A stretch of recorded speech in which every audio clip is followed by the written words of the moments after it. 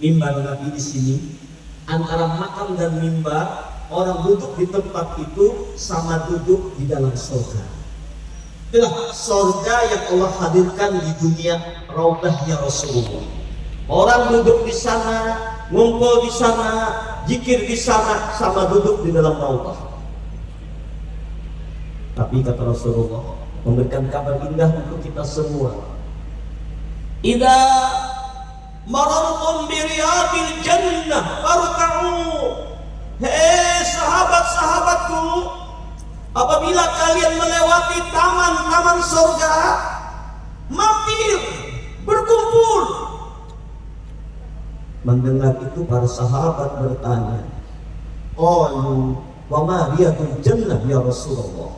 Ya Rasul, apakah ada raudah, taman-taman surga selain raudahmu ini?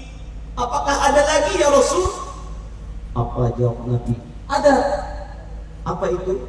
Dimanapun kalian berada, di tempat manapun Bapak Ibu yang mulia, di masjidkah, di langgarkah, di rumah-rumahkah, di kantor-kantorkah, di halamankah, di tempat manapun, bila ada orang, kata Nabi, khilatul dzikir, majalisul ilmi, yang berkumpul berzikir memuji Allah, mengkaji ilmu Allah, maka tempat itu jadi raudah, taman-taman surga yang kedua setelah Masjidin Nabawi sana adalah majlis zikir. Malam ini tempat ini jadi raudah, taman-taman surga.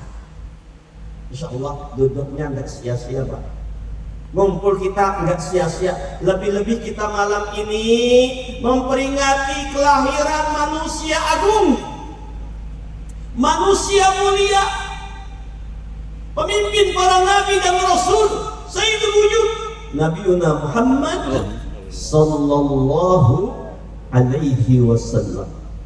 Siapapun yang memuliakan Nabi tidak akan kecewa.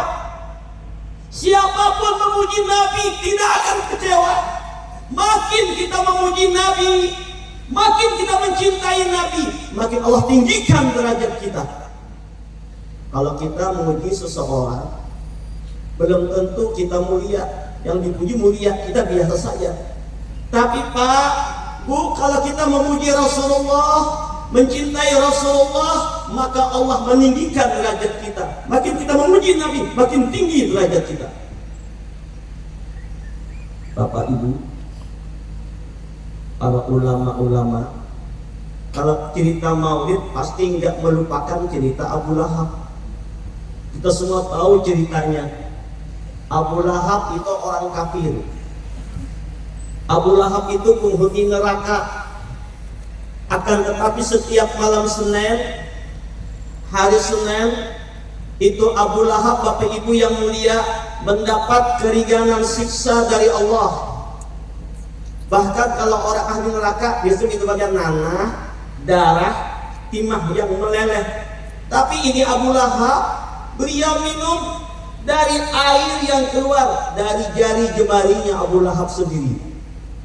Kok kenapa orang kafir, namanya dalam Al-Quran tabat yada abi lahabin wa tab, memusuhi Nabi, kok mendapat kemuliaan setiap malam Senin dari Allah, dapat keringanan siksa?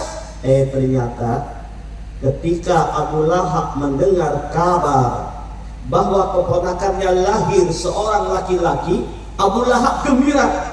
Suwaibatul Aslamiyah, budak yang mengkabarkannya, dimerdekakannya. Saking gembiranya, bukan Nabi yang lahir, bukan Rasul yang lahir, tapi keponakannya laki-laki. Orang jahiliyah itu Bapak Ibu, kalau punya anak perempuan sakit hati, dibunuh, kubur hidup-hidup.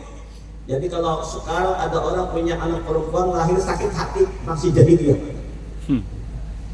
Karena keponakan yang laki-laki itu saja, bukan dengan Nabi. Abu Lahab mendapat kemuliaan dari Allah, diringankan siksanya pada malam Senin, hari Senin. Bagaimanakah yang hadir malam ini? Bapak Wali Kota dan jajarannya, dan kita semua kumpul bersama-sama dan kerendahan hati, meluangkan waktu memuliakan maulid Nabi. Kalau Abu Lahab dapat keringanan siksa, mudah-mudahan yang hadir malam ini semua karena cinta sama Nabi, dibebaskan dari siksa kubur. Amin ya Allah. Allahumma salli ala Sayyidina Muhammad. Allahumma salli. Bu, halo, cinta nggak sama Nabi? Kok jawabannya loyo banget? Cinta nggak sama Nabi? Ini bapak-bapak kepala desa ya, Bu. Oleh kamu kami kepala desa di lurah, beda lurah. Bapak-bapak lurah cinta nggak sama Rasulullah? Dahsyat sekali, langka wali kota bisa mengumpulkan lurah-lurah dalam acara maulid Nabi. Subhanallah. Allahumma sholli ala Sayyidina Muhammad. Siapapun yang mencintai Nabi, di hatinya ada cinta, nggak akan sia-sia. Ketika Rasulullah mengkabarkan tentang dahsyatnya hari kiamat, menegangkannya hari kiamat, semua sahabat menangis ketakutan, semua sahabat sedih. Ketika itu ada salah seorang yang ikut hadir, Arab Badui, merenung diri. Saking takutnya dia hari kiamat, tiba-tiba bertanya kepada Nabi, "Ya Rasul, mata sa'ah? Kapan tibanya itu hari kiamat ya Rasul?" Ya Rasulullah, sahabatku, engkau menanya kapan tibanya hari kiamat, amal apa yang kau persiapkan? Modal amal yang mana yang kau bawa? Arab Badui tadi merenung diri. Amalku tidak sedahsyat para sahabat yang lain. Kekuranganku banyak, dosaku banyak, amal sedikit. Dengan polos dia berkata, "Ya Rasul, tidak ada andalan amalku ya Rasul.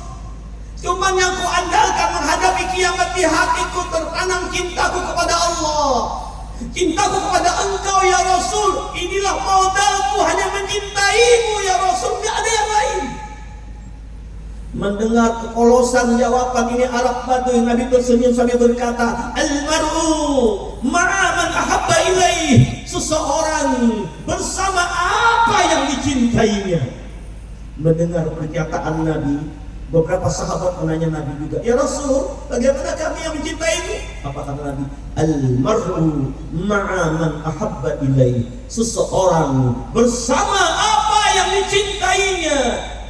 Mendengar kabar itu, semua sahabat bergembira, bertakbir, Allahu Akbar, Allahu Akbar.